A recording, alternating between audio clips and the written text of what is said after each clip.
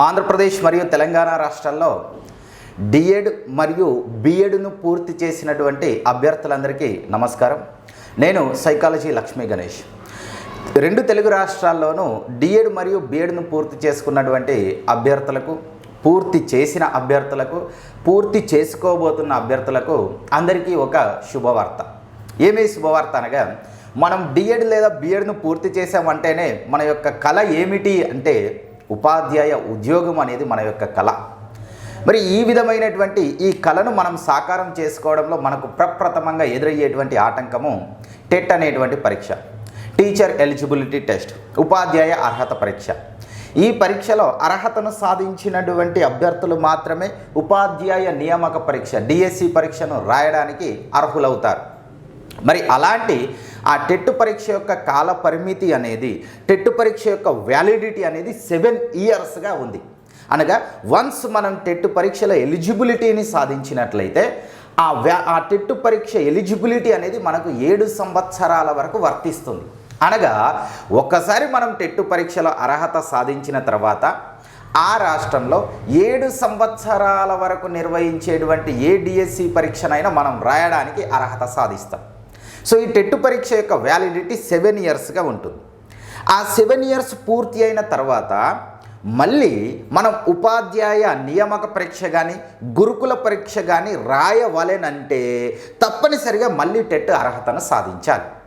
So ఈ విధంగా TET పరీక్ష వ్యాలిడిటీ 7 ఇయర్స్గా ఉంది. అయితే ఇటీవలి కాలంలో 2020 సంవత్సరము సెప్టెంబర్ 29న 2020 సెప్టెంబర్ 29న ఎన్సిటిఈ వారు national Council for teacher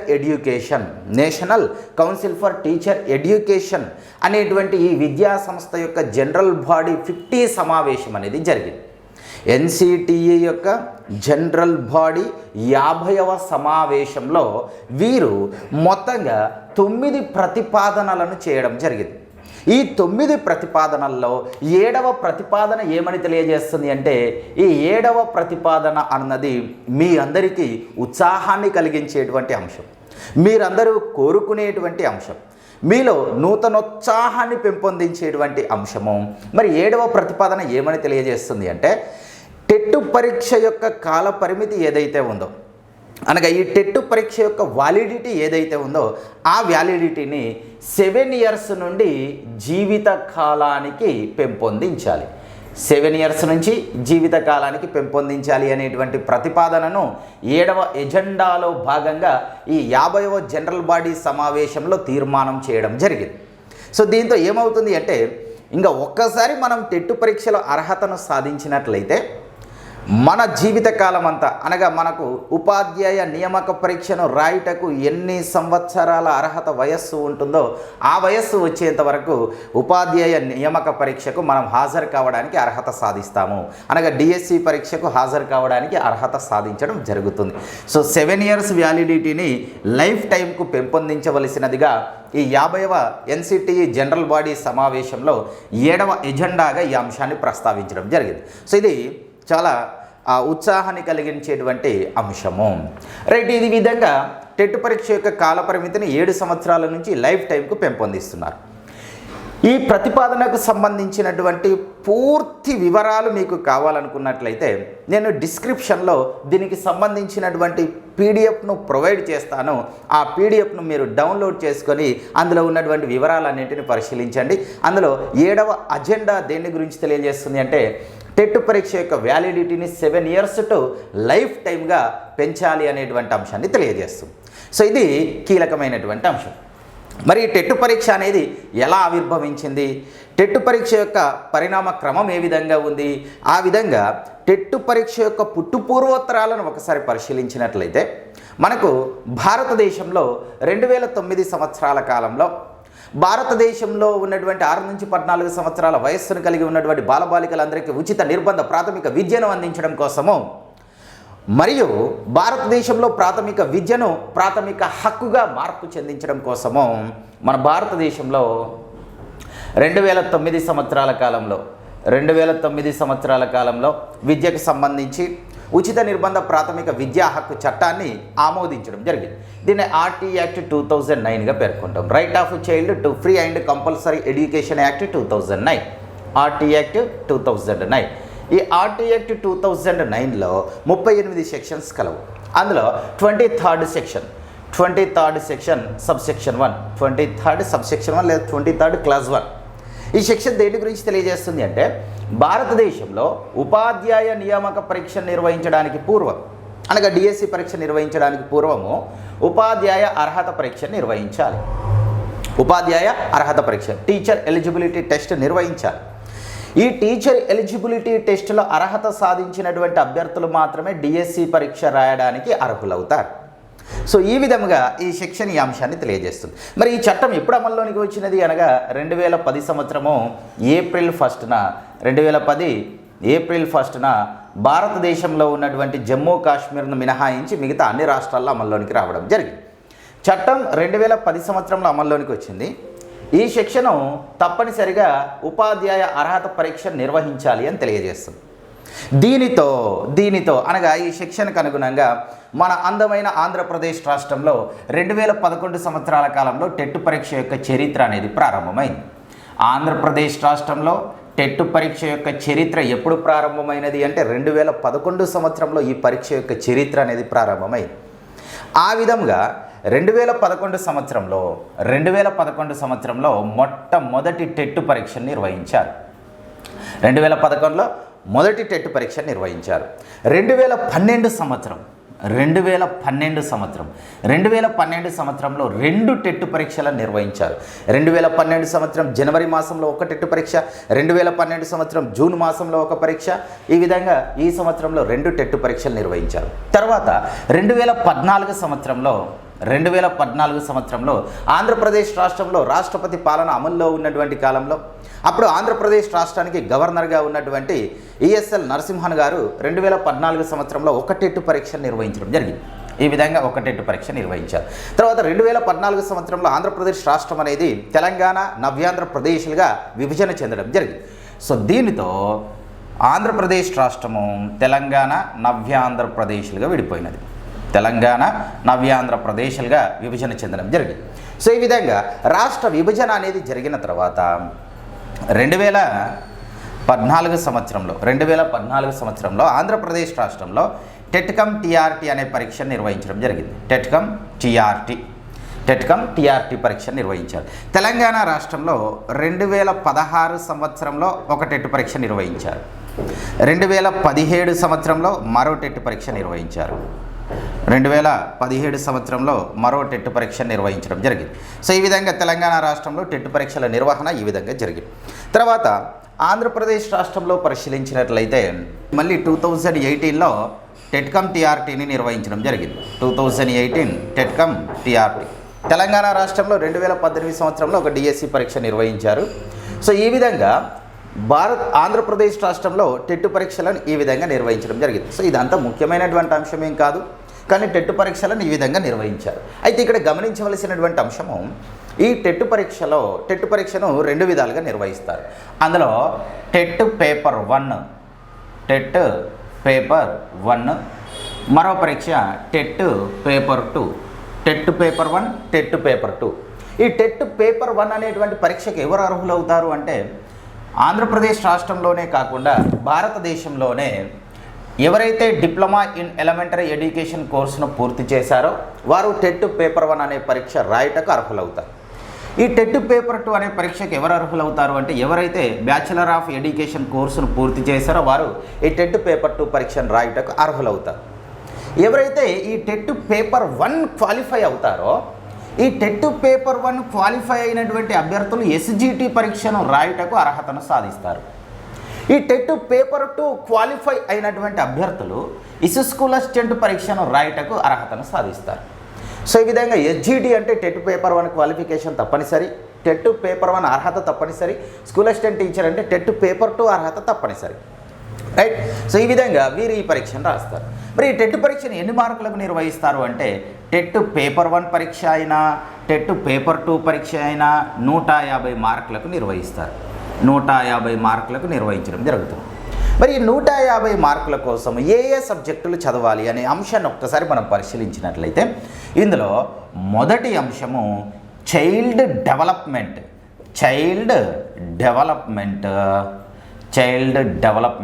and pedagogy. Child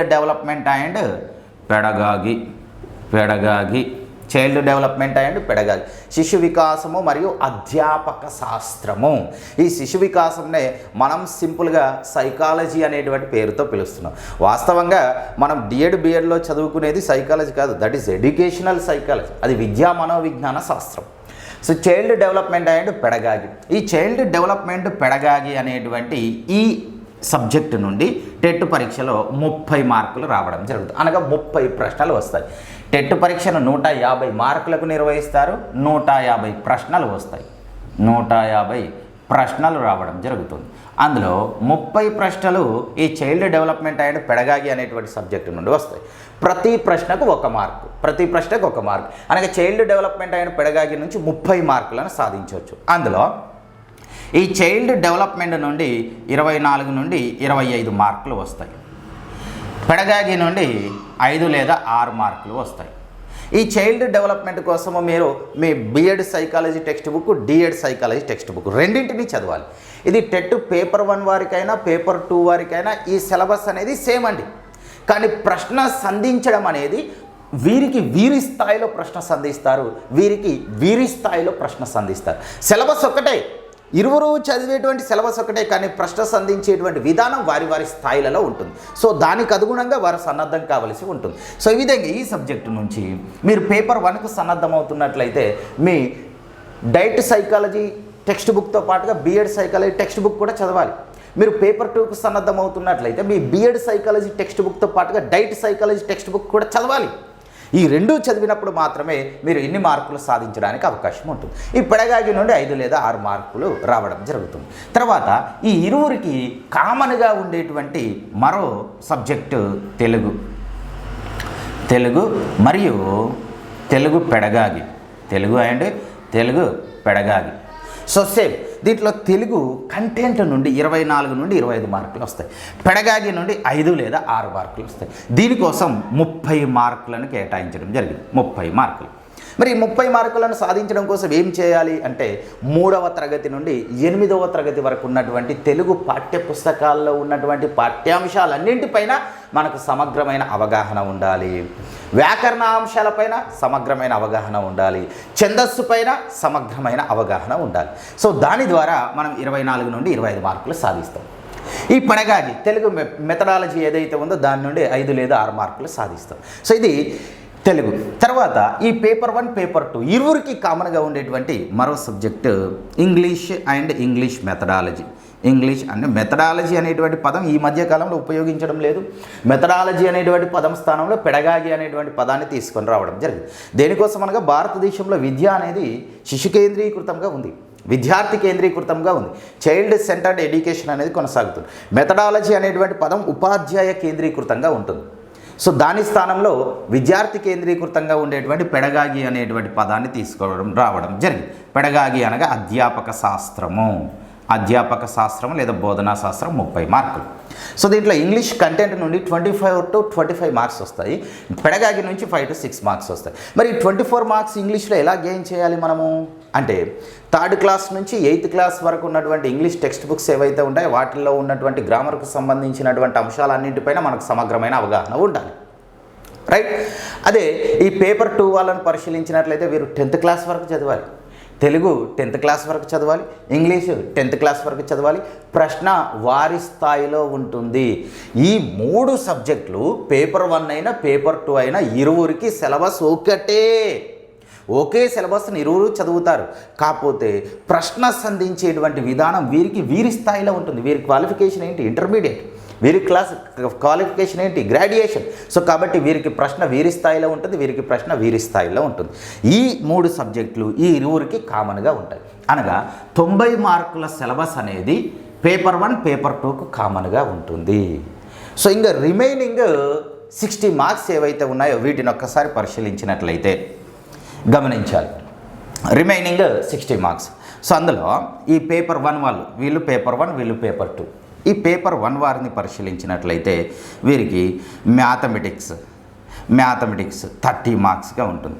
అనగా ఈ మ్యాథమెటిక్స్లో వీరు 3rd క్లాస్ నుంచి 8th క్లాస్ వరకు ఉన్నటువంటి మ్యాథమెటిక్స్ టెక్స్ట్ బుక్స్లో ఉన్నటువంటి ప్రతి అధ్యాయాన్ని గురించి సమగ్రమైన అవగాహన కలిగి ఉండాలి. ఆ కలిగి ఉండడం ద్వారా వీరు 24 నుండి 25 మార్కులు సాధించవచ్చు. మిగతా 5 నుండి 6 మార్కులు మ్యాథమెటిక్స్ పెడగాగి నుండి సాధించడం జరుగుతుంది. క్లియర్? Very good. తర్వాత ఈవీఎస్ ఎన్విరాన్మెంటల్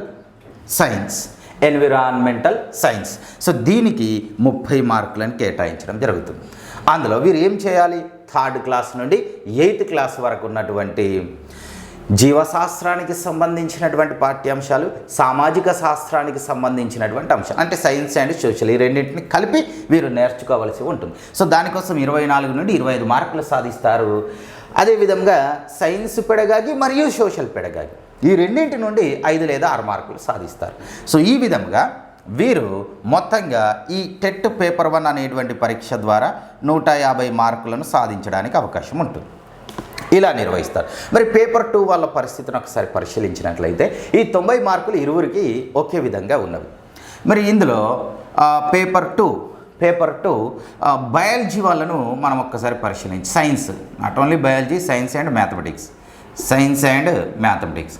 సో వీరి యొక్క పరిస్థితి ఏ విధంగా ఉంటుంది? రైట్. ఇంకా రిమైనింగ్ వీరికి ఎన్ని మార్కులు? 60 మార్కుల సిలబస్ ఏముంది వీరికి అనేటువంటి అంశాన్ని పరిశీలిస్తున్నాం. ఇక్కడ వీరికి సైన్స్ ఏదైతే ఉందో, సైన్స్ అనగా ఈ సైన్స్లో బయాలజీ వస్తుంది, ఫిజిక్స్, కెమిస్ట్రీలు కూడా దీంట్లోనే ఇంక్లూడ్ కావడం జరుగుతుంది. ఈ బయాలజీ, ఫిజిక్స్, కెమిస్ట్రీ మరియు బయాలజీ యొక్క మెథడాలజీ ఏదైతే ఉందో, సో దీని నుండి 30 మార్కులు రావడం జరుగుతుంది. బయాలజీ, దాంట్లో బాటనీ, జువాలజీ మరియు ఫిజిక్స్, కెమిస్ట్రీ మరియు మెథడాలజీ, దీని నుండి 30 మార్కులు వస్తాయి. అదేవిధంగా మ్యాథమెటిక్స్, ఈ మ్యాథమెటిక్స్ నుండి 30 మార్కులు రావడం జరుగుతుంది. మ్యాథమెటిక్స్ నుంచి 30 మార్కులు అనగా మ్యాథమెటిక్స్, అదేవిధంగా వారి యొక్క మ్యాథమెటిక్స్ మరియు మెథడాలజీ, సో దీని నుండి 30 మార్కులు అనేవి రావడం జరుగుతుంది. సో ఈ విధంగా బయాలజీ వారికైనా మ్యాథమెటిక్స్ వారికైనా టెట్ పేపర్ 2 ఇదే విధంగా ఉంటుంది. అంటే బయాలజీ వారికి కూడా టెట్లో తప్పనిసరిగా 30 మార్కుల మ్యాథ్స్ అనేది ఉంటుంది. బయాలజీ వారికి టెట్లో తప్పనిసరిగా 30 మార్కుల మ్యాథ్స్ ఉంటుంది. ఇక్కడ బయాలజీ వారికి అత్యంత నష్టాన్ని కలిగించేటువంటి అంశం ఏంటి అంటే, వారు అత్యంత కనిష్ట నిష్పాదనను కనబరిచేటువంటి సబ్జెక్ట్ ఏంటి అంటే మ్యాథమెటిక్స్. మరి అలాంటి మ్యాథమెటిక్స్కు టెట్ పరీక్షలో 30 మార్కులు కేటాయించారు. మరి వారు గరిష్ట నిష్పాదనను కనబరిచేటువంటి సబ్జెక్ట్ ఏంటి అంటే బయాలజికల్ సైన్స్. మరి బయాలజికల్ సైన్స్కి ఎన్ని మార్కులను కేటాయించారు అంటే 15 మార్కుల వరకు రావచ్చు. 15 మార్కులు కూడా రావు, 10 నుంచి 15 మార్కులు. మీరు బయాలజీతో పాటుగా ఫిజిక్స్, కెమిస్ట్రీ చదవాలి. ఆ ఫిజిక్స్, కెమిస్ట్రీ, బాటనీ, జువాలజీ వీటికి కలిపి 24 మార్కులు కేటాయిస్తే మ్యాథమెటిక్స్కే 24 నుంచి 25 మార్కులు కేటాయించారు. సో కాబట్టి ఈ బయాలజికల్ సైన్స్ అభ్యర్థులు ఈ టెట్ పేపర్ 2 అర్హత సాధించడం అనేది వారికి కొద్దిగా కష్టతరం అవుతుంది. ఎందుకంటే వారికి సంపూర్ణంగా అవగాహన ఉండేటువంటి సబ్జెక్టు బయాలజికల్ సైన్స్. ఈ చైల్డ్ డెవలప్మెంట్ కానీ, తెలుగు కానీ, ఇంగ్లీష్ కానీ అందరిలాంటి సాధారణ పరిజ్ఞానం ఉంటుంది. ఇంకా వీరికి ఎక్కువగా పరిజ్ఞానం ఉండేటువంటి సబ్జెక్టు బయాలజికల్ సైన్స్. మరి దాని నుంచి వచ్చేటువంటి మార్కులు అత్యంత కనిష్టంగా ఉన్నవి. సో కాబట్టి టెట్ పేపర్ 2లో బయాలజికల్ సైన్స్ అభ్యర్థులు అర్హత సాధించడం వారికి కష్టం అవుతుంది. కాబట్టి వారు ఒక్కసారి అర్హత సాధించినట్లయితే దాని వ్యాలిడిటీ 7 ఇయర్స్గా ఉంటుంది. ఆ 7 ఇయర్స్ పూర్తయిన తర్వాత మళ్ళీ టెట్ పరీక్ష రాయాలి. అయితే ఇప్పుడు ఈ మధ్య కాలంలో ఈ 7వ ప్రతిపాదనలో ఈ ఎన్సిటి యొక్క 50వ సమావేశంలో వీరు తీసుకున్న నిర్ణయం ఏంటి అంటే ఈ 7 ఇయర్స్ వ్యాలిడిటీని లైఫ్ టైంకు పెంచబోతున్నారు. సో దీంతో ఏమవుతుంది అంటే వన్స్ మనం టెట్ పరీక్షల అర్హత సాధించినట్లయితే మన జీవితకాలం అంతా మనం డిఎస్సి పరీక్ష రాయడానికి అర్హత అనేది వస్తుంది. సో ఇది మీ అందరికీ ఒక శుభవార్త. సో మ్యాథమెటిక్స్ వారికి, సైన్స్ వారికి ఈ విధంగా ఉంటుంది. మరి పేపర్ 2 సోషల్ వారిని పరిశీలించినట్లయితే వీరికి కంప్లీట్గా ఈ 60 మార్కులు ఏదైతే ఉందో కంప్లీట్గా ఈ 60 మార్కులు వారి యొక్క సోషల్ మరియు వారి యొక్క పెడగాగి వీటి నుండే ఈ 60 మార్కులు అనేవి రావడానికి అవకాశం ఉంటుంది. సో ఇది ఈ టెట్ పేపర్ 1, టెట్ పేపర్ 2కి సంబంధించినటువంటి పూర్తి వివరం. మరి దీంట్లో అర్హతను ఎలా నిర్ణయిస్తారు? అర్హతను ఏ విధంగా నిర్ణయిస్తారు అనేటువంటి అంశాన్ని పరిశీలించినట్లయితే టెట్ పరీక్ష యొక్క అర్హత మార్కులు ఏ విధంగా ఉంటాయి, మొత్తం ఎన్ని మార్కులకు నిర్వహిస్తున్నారు? 150 మార్కులకు నిర్వహిస్తున్నారు. మరి అర్హత మార్కులు ఏ విధంగా ఉంటాయి పరిశీలించాలి. టెట్ పేపర్ 1 అయినా పేపర్ 2 అయినా ఎవరైనా ఈ 150 మార్కుల్లో ఈ ఎస్సీ సామాజిక వర్గము, ఎస్టీ సామాజిక వర్గాలకు చెందినటువంటి అభ్యర్థులు 60 మార్కులను సాధించినట్లయితే వారు టెట్ పరీక్షలో అర్హతను సాధించినట్లు, అనగా వీరు డిఎస్సి పరీక్షకు హాజరవుతారు. క్లియర్. తర్వాత బీసీ సామాజిక వర్గానికి చెందినటువంటి అభ్యర్థులు టెట్ పరీక్షలో 75 మార్కులను సాధించినట్లయితే వీరు టెట్ పరీక్షల అర్హతను సాధించినట్లుగా నిర్ధారిస్తారు. వీరు డిఎస్సి పరీక్ష రాయడానికి అర్హులు. తర్వాత వీరు ఓసీ సామాజిక వర్గానికి చెందినటువంటి అభ్యర్థులు 90 మార్కులను సాధించాలి. 90 మార్కులు అనేవి వారికి అర్హత మార్కులు. 90 మార్కులను సాధించినప్పుడే వారు టెట్లో అర్హత సాధించినట్లు వీరు డిఎస్సి పరీక్ష రాయడానికి అర్హులు అవుతారు. సో మొత్తం మార్కులు 150. అర్హత మార్కులు అనేవి ఒక్కో సామాజిక వర్గానికి ఒక్కో విధంగా కలవు. ఈ సామాజిక వర్గం వారు ఇన్ని మార్కులను సాధించినప్పుడే వీరు డిఎస్సి పరీక్ష రాయడానికి అర్హతను సాధిస్తారు. మరి వీరు ఇన్ని మార్కులను సాధిస్తేనే సరిపోతుందా అంటే సరిపోదు. ఎందుకు సరిపోదు అంటే టెట్ పరీక్ష అనేది ఒక అర్హత పరీక్షతో పాటుగా ఇది అర్హత పరీక్షతో పాటుగా టెట్ పరీక్ష అనేది డిఎస్సి పరీక్షకు 20% వెయిటేజీని కలిగి ఉంటుంది. కీలకమైనటువంటి అంశం, జాగ్రత్తగా గమనించాలి. ఇక్కడ మీరు డిఎస్సి పరీక్ష అనేది 100 మార్కుల డిఎస్సి పరీక్ష. ఈ 100 మార్కుల్లో గరిష్టంగా మార్కులను సాధించినటువంటి అభ్యర్థులను ఉపాధ్యాయ వృత్తిలోనికి తీసుకోవడం జరుగుతుంది. అందులో మీరు గమనించినట్లయితే మొట్టమొదటిగా ఏం పరీక్ష నిర్వహించాలి? ఒక వ్యక్తిని ఉపాధ్యాయ వృత్తిలోనికి తీసుకోవాలి అంటే టెట్ పరీక్ష నిర్వహించాలి కదా. Very good. టెట్ పరీక్షల అర్హత సాధించిన తర్వాత డిఎస్సి పరీక్ష నిర్వహిస్తారు. ఈ విధంగా ఒక వ్యక్తిని, ఒక ఛాత్రోపాధ్యాయుడిని ఉపాధ్యాయ వృత్తిలోనికి తీసుకోవడం జరుగుతుంది. మొత్తము 100 మార్కులు. దాన్ని 2 భాగాలుగా డివైడ్ చేశారు, టెట్ అని డిఎస్సి అని. ఈ టెట్ అనేటువంటి పరీక్ష 150 మార్కులకు నిర్వహిస్తారు కదా, 150 మార్కులకు నిర్వహిస్తారు. ఈ 150 మార్కుల్లో నుంచి ఒక అభ్యర్థి 7.5 మార్కులు సాధిస్తే, టెట్ పరీక్షలో 7.5 మార్కులు సాధిస్తే డిఎస్సికి 1 మార్క్ అనేది యాడ్ అవుతుంది, 1 మార్క్ యాడ్ కావడం జరుగుతుంది. సో ఆ విధంగా ఈ టెట్ పరీక్షలో 150కి 150 మార్కులు సాధిస్తే అతడికి డిఎస్సికి 20 మార్కులు యాడ్ అవుతాయి. అనగా డిఎస్సి పరీక్షను 80 మార్కులకు నిర్వహిస్తారు. 80 మార్కులకు నిర్వహిస్తారు. మొత్తం డిఎస్సి పరీక్ష ఎన్ని మార్కులు? 100 మార్కులు. డిఎస్సి పరీక్షను ఎన్ని మార్కులకు నిర్వహిస్తారు? 80 మార్కులకు నిర్వహిస్తారు. మరి ఈ 100 మార్కుల్లో మిగతా 20% మార్కులను ఎక్కడి నుండి తీసుకుంటారు? టెట్ పరీక్ష నుంచి తీసుకుంటారు. కాబట్టి టెట్ పరీక్ష అనేది కేవలం అర్హత పరీక్షయే కాకుండా ఇది డిఎస్సి అనేటువంటి పరీక్షకు 20% వెయిటేజీని కలిగి ఉంది. 20% వెయిటేజీని కలిగి ఉండడం జరిగింది. సో కాబట్టి ఎప్పుడూ కూడా టెట్ పరీక్షలో మనం అర్హత మార్కులతో ఆగిపోకూడదు. నువ్వు టెట్ పరీక్షలో ఎంత గరిష్టంగా మార్కులను సాధిస్తావో నీకు డిఎస్సికి అన్ని మార్కులు యాడ్ అవుతూనే ఉంటాయి. నీకు డిఎస్సి పరీక్షని 80 మార్కులకే నిర్వహిస్తారు. ఆల్రెడీ 20 మార్కుల పరీక్ష అయిపోయింది నీకు. ఆ 20 మార్కుల పరీక్ష ఏమిటి? టెట్ అనేటువంటి పరీక్ష. సో కాబట్టి నువ్వు టెట్ పరీక్షలో ఒక్క 7.5 అంటే ప్రతి 7.5 మార్క్స్కి నీకు డిఎస్సిలో 1 మార్క్ యాడ్ అవుతుంది. సో ఆ విధంగా నువ్వు ఎన్ని మార్కులను సాధిస్తావో నువ్వు టెట్ పరీక్షలో నీకు డిఎస్సికి అంత స్కోర్ అనేది యాడ్ అవుతూనే ఉంటుంది. సో ఎప్పుడు కూడా టెట్ పరీక్షను అర్హత పరీక్షగా భావించకూడదు. దీనికి 20% వెయిటేజ్ ఉంది, దాన్ని పరిగణలోనికి తీసుకోవాలి. టెట్ పరీక్ష అనేది ఆవిర్భవించడానికి పూర్వం ఒక అభ్యర్థి 1/2 మార్కులో ఉద్యోగాన్ని కోల్పోయేవాడు. ఎప్పుడైతే టెట్ పరీక్ష అనేది ఆవిర్భవించిందో ఒక అభ్యర్థి 0.1%లో ఉద్యోగాన్ని కోల్పోతున్నాడు. మరి ఆ 0.1%లో నీ ఉద్యోగాన్ని దూరం చేసేటువంటి పరీక్ష ఏమిటి అంటే ఈ టెట్ అనేటువంటి పరీక్ష. అదే టెట్ అనేటువంటి పరీక్షలో నువ్వు ఒక ప్రశ్నకు సరైనటువంటి సమాధానం చేసి ఉన్నట్లయితే ఆ 0.1 మార్కులో నీవే ఉద్యోగాన్ని సాధించేవాడివి.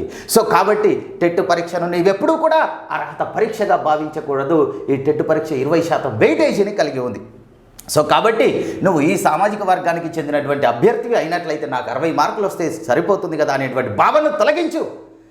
60 మార్కులు కాదు, నువ్వు గరిష్టంగా 150 మార్కులు సాధించడానికి అవకాశం ఉంటుంది. నువ్వు ఎన్ని గరిష్టమైనటువంటి మార్కులు సాధిస్తావో నీకు డిఎస్సికి అన్ని మార్కులు అదనంగా యాడ్ అవుతూనే ఉంటాయి. సో నీవు ఈ సామాజిక వర్గానికి చెందిన అభ్యర్థి అయినా, ఈ సామాజిక వర్గానికి చెందినటువంటి అభ్యర్థి అయినా ఈ మార్కులతో ఆగిపోకూడదు. మనం ఇక్కడ ఎంత గరిష్టంగా మార్కులను సాధిస్తామో డిఎస్సికి అన్ని మార్కులు యాడ్ అవుతూనే ఉంటాయి. సో ప్రతి 7.5 మార్క్స్కి డిఎస్సికి ఒక మార్క్ అనేది యాడ్ అవుతూనే ఉంటుంది. సో ఆ విధంగా మీరు మ్యాక్సిమం టెట్ పరీక్షలో ఎంత స్కోర్ సాధిస్తారో అంత స్కోర్ సాధించాలి.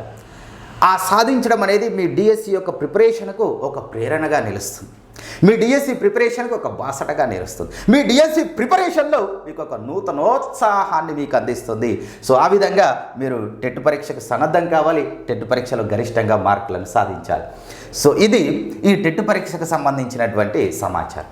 మరి ఇంకా ముందుకు వెళ్ళినట్లయితే ఈ టెట్ పరీక్ష యొక్క కాల పరిమితి 7 ఇయర్స్గా ఉంటుంది. అనగా ఒక్కసారి టెట్ పరీక్షల అర్హత సాధిస్తే దాని వ్యాలిడిటీ 7 ఇయర్స్గా ఉంటుంది. అనగా ఇక్కడ గమనించాలి మీరు, మనకు మొట్టమొదటి టెట్ పరీక్షను 2011 సంవత్సరంలో నిర్వహించారు. తర్వాత 2012 సంవత్సరంలో 2 టెట్ పరీక్షలు నిర్వహించారు. తర్వాత 2014 సంవత్సరంలో 1 టెట్ పరీక్ష నిర్వహించారు. ఇప్పుడు చూడండి, 2011 సంవత్సరంలో 2 తెలుగు రాష్ట్రాల్లో ఎవరైతే టెట్ పరీక్షల అర్హతను సాధించి ఉన్నారో 2011 + 7 దట్ ఈజ్ ఈక్వల్ టు 2018, అంటే 2018తో ఇదిగోండి వీరి యొక్క టెట్ కాల పరిమితి ముగిసిపోయింది. తర్వాత 2012 చూడండి, 2012లో 2 టెట్ పరీక్షలు నిర్వహించారు. ఇప్పటి వరకు నిర్వహించినటువంటి టెట్ పరీక్షల్లో కేవలం ఈ 2012లో నిర్వహించినటువంటి టెట్ పరీక్షలో మాత్రమే అర్హత సాధించినటువంటి అభ్యర్థులు ఎవరైతే ఉన్నారో 2012 + 7 దట్ ఈజ్ ఈక్వల్ టు 2019. 2019తో వీరి యొక్క టెట్ వ్యాలిడిటీ అనేది ముగిసిపోయింది. అనగా 2 తెలుగు రాష్ట్రాల్లో 2011, 2012 సంవత్సరాల్లో మాత్రమే టెట్ పరీక్షలో అర్హతను సాధించినటువంటి అభ్యర్థుల యొక్క టెట్ వ్యాలిడిటీ అనేది ముగిసిపోయింది. ఇప్పుడు వీరు ఈ పరీక్షల్లో మాత్రమే అర్హత సాధించారు. ఇప్పుడు ఫర్ ఎగ్జాంపుల్ ఇప్పుడు 2020లో 2 తెలుగు రాష్ట్రాల్లో డిఎస్సి నోటిఫికేషన్ అనేది వచ్చింది. ఈ డిఎస్సి నోటిఫికేషన్లో ఈ డిఎస్సి అనేటువంటి పరీక్ష రాయడానికి వీరికి ఏ విధమైనటువంటి అర్హత లేదు. సో అది 7 సంవత్సరాల కాల పరిమితి. అయితే ఈ మధ్యకాలంలో వెరీ రీసెంట్గా సెప్టెంబర్ 29, 2020న National Council for Teacher Education వారు 50వ సమావేశాన్ని ఏర్పాటు చేయడం జరిగింది. ఈ 50వ జనరల్ బాడీ సమావేశాన్ని ఏర్పాటు చేశారు. ఈ 50వ జనరల్ బాడీ సమావేశంలో వారు తీసుకున్నటువంటి నిర్ణయం ఏంటి అంటే టెట్ పరీక్ష యొక్క కాల పరిమితి 7 సంవత్సరాలుగా ఉంది. 7 సంవత్సరాల కాల పరిమితిని జీవిత కాలం అంతా పొడిగించడం జరుగుతుంది. అంటే ఒక్కసారి మనం టెట్ పరీక్షల అర్హత సాధించినట్లయితే మన జీవితాంతం డిఎస్సి పరీక్ష రాయటకు మనకు అర్హత అనేది లభిస్తుంది. ఇది క్లియర్? ఎస్. సో ఇది దీనికి సంబంధించినటువంటి సమగ్రమైనటువంటి పూర్తి సమాచారం. రైట్, ఒక్కసారి మనం టెట్ పరీక్షను అర్హత సాధించాం, ఇప్పుడు జాగ్రత్తగా పరిశీలించండి. ఫర్ ఎగ్జాంపుల్ 2020లోనే టెట్ పరీక్ష నిర్వహిస్తున్నారు. ఏపీలో టెట్ నోటిఫికేషన్ అనేది రావడానికి సిద్ధంగా ఉంది. సో ఈ టెట్ పరీక్షలో నేను 2020 సంవత్సరంలో డైట్ కంప్లీట్ చేశాను. వెరీ రీసెంట్గా డైట్ కంప్లీట్ చేశాను. నేను ఈ పరీక్ష రాయడానికి అర్హున్నవుతాను. నేను ఈ పరీక్షను రాశాను. అంటే 2020 సంవత్సరంలో నేను టెట్ పరీక్షలో అర్హత సాధించాను. నాకు 90 మార్కులు వచ్చాయి. 90 మార్కులు రావడం జరిగింది. తర్వాత 2020లోనే మరో టెట్ పరీక్ష నిర్వహించారు. టెట్ పరీక్షను ఎన్సిటిఈ వారి యొక్క నిబంధనల ప్రకారము 1 సంవత్సరంలో 2 సార్లు నిర్వహించాలి. 1 సంవత్సర కాలంలో 2 సార్లు టెట్ పరీక్ష నిర్వహించాలి. ఇక్కడ చూడండి, 2020లో టెట్ పరీక్ష నిర్వహించారు. నేను రీసెంట్గా డైట్ కంప్లీట్ చేశాను. టెట్లో అర్హత సాధించాను. 90 మార్కులు సాధించాను. తర్వాత మళ్ళీ 2020లోనే మరో టెట్ పరీక్షకు నోటిఫికేషన్ ఇచ్చారు. మరి నేను ఈ టెట్ పరీక్ష రాయకూడదా? ఆల్రెడీ అర్హత వచ్చింది కదా, నాకు అర్హత వచ్చింది. ఇంకా నా జీవితకాలం అంతా నేను డిఎస్సి పరీక్ష రాయడానికి నేను అర్హుని అవుతాను. ఏ డిఎస్సి పరీక్షకైనా నేను అప్లై చేసుకోవచ్చు. ఆ డిఎస్సి పరీక్షకు హాజరు కావచ్చు. నా అదృష్టం బాగుంటే ఉద్యోగాన్ని సంపాదించవచ్చు. మరి ఈ టెట్ పరీక్ష నేను రాయడానికి నాకు అర్హత లేదా? నేను రాయకూడదా అంటే రాయకూడదు అనేటువంటి నిబంధన ఏమీ లేదు. నువ్వు ఈ టెట్ పరీక్షయే కాదు, ఏ టెట్ పరీక్షనైనా రాసుకోవచ్చు. నీకు ఇక్కడ 90 మార్కులు తర్వాత టెట్ నోటిఫికేషన్లు వస్తాయి. ఆ టెట్ పరీక్షలకు కూడా నువ్వు హాజరు కావచ్చు. నువ్వు హాజరయ్యి ఆ టెట్ పరీక్షలో 80 మార్కులే సాధించావు. 80 మార్కులే సాధించావు. ఇప్పుడు నీకు టెట్ పరీక్షలో 90 మార్కులు అంటే దాదాపుగా నీకు డిఎస్సి పరీక్షలో 12, 13 మార్కులు యాడ్ అవుతాయి. 12, 13 మార్కులు యాడ్ అవుతాయి. అదే ఇక్కడ టెట్ పరీక్షలో 80 మార్కులు సాధించావు అంటే 11, 12 ఈ మధ్యలో మార్క్స్ యాడ్ అవుతాయి. మరి ఇది ఎట్లా, నేను నష్టపోతున్నాను కదా అంటే నష్టం అనేది ఏమీ ఉండదు. నువ్వు ఇక్కడ ఈ టెట్ పరీక్షకు హాజరయ్యావు, ఇక్కడ ఈ టెట్ పరీక్షకు హాజరయ్యావు. ఈ 2 టెట్ పరీక్షల్లో నీకు ఏ టెట్ పరీక్షలో గరిష్టంగా నీవు మార్కులను సాధించావో ఈ మార్కులను మాత్రమే నీకు ఇక్కడ డిఎస్సిలోనికి 20% వెయిటేజీలోనికి ఈ మార్కులను మాత్రమే పరిగణలోనికి తీసుకోవడం జరుగుతుంది. Is clear? సో కాబట్టి మీరు సాధ్యమైనన్ని టెట్ పరీక్షలకు హాజరు కావాలి. ప్రతి పరీక్షలోనూ మీ మార్కులను పెంపొందించుకోవడానికి మీరు ప్రయత్నాలు చేయాలి. ఎందుకు ప్రయత్నాలు చేయాలి అంటే నీవు టెట్ పరీక్షలో అదనంగా అంటే ఇంతకు పూర్వం టెట్లో నువ్వు ఎంత స్కోర్ సాధించావో దానికంటే 1 మార్క్ ఎక్కువగా నువ్వు సాధించినా నీకు డిఎస్సికి 0.1 సంథింగ్ మార్క్స్ యాడ్ అవుతాయి. ఆ 0.1 మార్కే నీకు ఉద్యోగాన్ని సాధించి పెడుతుంది. సో కాబట్టి టెట్ పరీక్షకు తప్పనిసరిగా హాజరు కావాలి. ప్రీవియస్ టెట్ పరీక్షలో ఉన్నటువంటి స్కోరుకు అదనంగా మనం స్కోర్ను పెంచుకోవడానికి ప్రయత్నాలు చేయాలి. డిఎస్సిలో మన పర్ఫార్మెన్స్ను మెరుగుపరుచుకోవాలి. సో ఇది కంప్లీట్గా ఈ టెట్ అనేటువంటి పరీక్షకు సంబంధించినటువంటి సమగ్రమైనటువంటి సమాచారం. ఇంకా మీకు ఈ టెట్ పరీక్షను గురించి ఏమైనా సందేహాలు ఉన్నట్లయితే మాకు కామెంట్ రూపంలో తెలియజేయండి. మీ సందేహాలకు పూర్తి వివరణతో మేము రిప్లైని అందిస్తాము. సో ఈ వెరీ రీసెంట్గా వచ్చినటువంటి ఈ ప్రతిపాదన ఏదైతే ఉందో ఈ ప్రతిపాదనకు సంబంధించినటువంటి పూర్తి సమాచారం కావాలనుకునేవారు కింద డిస్క్రిప్షన్లో నేను మీకు పీడిఎఫ్ ప్రొవైడ్ చేస్తాను. ఆ పీడిఎఫ్ను డౌన్లోడ్ చేసుకొని పరిశీలించండి. అందరికీ నమస్కారం.